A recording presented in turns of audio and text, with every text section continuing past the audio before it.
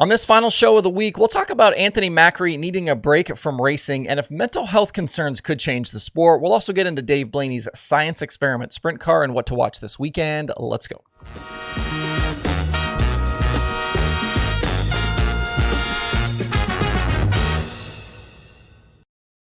It's Thursday, August 31st. I'm Justin Fiedler. This is Dirt Tracker Daily. Over in the Dirt Tracker merch shop this week, folks living in the U.S. can take advantage of free shipping for any order of $20 or more. That means shirts and hats ship free. Also, any sticker orders ship free because I can just throw those in the mail with a stamp on it. So I always just send those free anyway. Looking ahead, I've got multiple new hat designs coming in the next few weeks, including a fresh round of some trucker hats. I'm also curious if you guys are down for maybe a round of Dirt Tracker hoodies.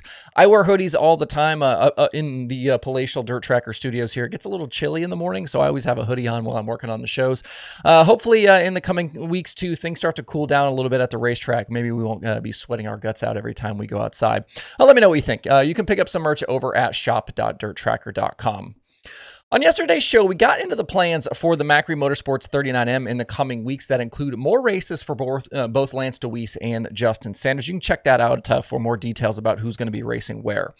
Later in the day yesterday, though, we did hear from Anthony Macri about the whole situation through a statement he put out via his Facebook account. I'm not going to read it all here. It's pretty lengthy, but you can find it a lot of places online, including on the Dirt Tracker Twitter account. I did share it yesterday. The kind of TLDR of the statement is that Macri says he stepped away from the team because he needed a break. He referenced the recent situation and statement from Jacob Allen, talked about working 6 days a week on the car and racing 90 times a season and not getting vacations and time away from racing.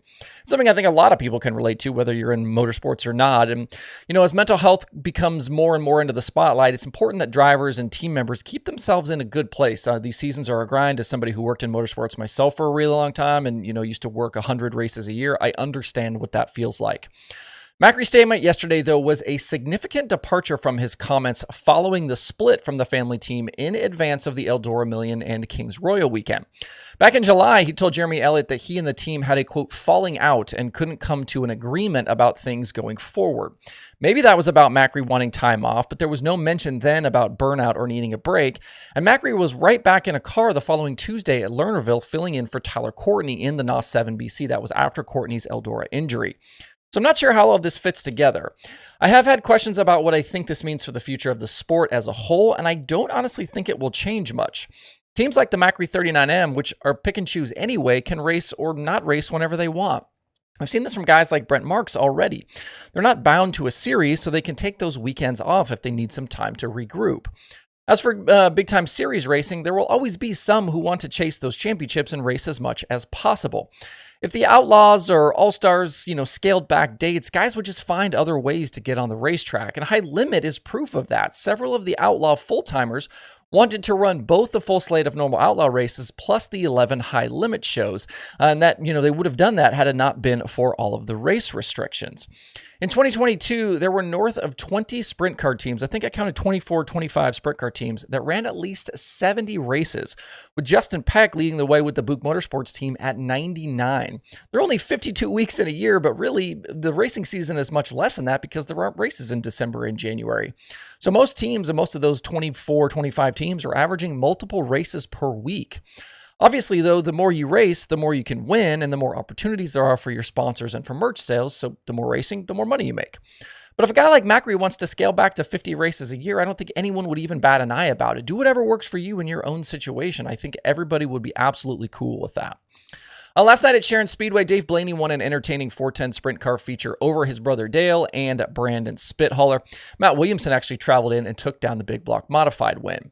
I got tagged in a few tweets about Dave's car and the odd configuration they have with it. I don't know specifically how it works, so the details I have not asked, but it has not been uncommon over the years for Blaney to have very different looking sprint cars, especially when you start kind of peeking around and looking up close at them. And, we've seen oddly mounted wings, we've seen different suspension setups, and I know that both Matt Weaver and Kyle McFadden expressed interest yesterday in possibly writing stories on it in the future. I remember back to even when Dave was driving the Modder 71, them coming to Charlotte for a test and trying out some different stuff there. I think it's actually kind of refreshing in a time when every car basically looks the same and parts can be gotten off the shelf for someone to be coloring outside the lines a little bit. Looking ahead to the weekend, there is no lack of racing to get into in the coming days. The World of Outlaws sprint cars begin the West Coast swing with the Skagit Nationals out there in Washington. Brad Sweet will try and extend his championship advantage over Carson Macedo and David Gravel, and we'll see if any of the locals can rise up against the Outlaw regulars and some of the travelers that are coming.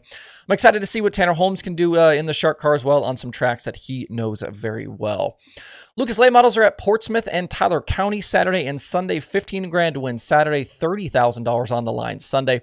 Hudson O'Neill is coming off the big Port Royal victory from last weekend. That was his first Lucas win in nearly 2 months. That final chase spot also remains the battle to watch with Overton in and Tim McCready and Devin Moran out right now. Moran's a little further back. McCready, I think I saw, was 45 points out. So these positions are going to kind of continue to move and shift here in the coming weeks as we get closer to the end of the season. At Attica on Friday and Saturday, Zeb Wise and Tyler Courtney are bringing their All-Star Championship fight to Ohio. Courtney and the 7BC are on top right now in the owner standings. Zeb is in front in the driver standings. They are only, I think 8 points back, though, in the owner standings. That Rudine 26 and Zeb, though, have been very good as of late. They'll obviously have to battle each other, plus all of the Ohio regulars coming in for those 2 nights. One ride note here, Carl Bowser tweeted yesterday he'll be in the McCandless 29 for the rest of the All-Star schedule. And it sounds like Cy Lynch is planning on finishing the year in his own 42 machine. Up north, the World of Outlaws late models have weekend stops at Mississippi Thunder and Deer Creek. Bobby Pierce remains very much in control of the Outlaw Championship with Chris Madden and Brandon Shepard in tow. Shepard was the beneficiary of a Pierce flat tire last weekend at Davenport. He bagged his first Outlaw win of 2023. We'll see if he can make a run at Pierce or if Madden can use that new Longhorn chassis to his benefit. In non-wing action, the Silver Crown Series is at DuQuoin for the Ted Horn 100. Logan Stevie, Cody Swanson locked in a tight one for that championship. Also, the Xtreme Outlaw Midgets have 2 races, one at Paragon and the other at Angel Park. Jade Avedissian is trying to close the gap down to Cannon McIntosh for that title as well.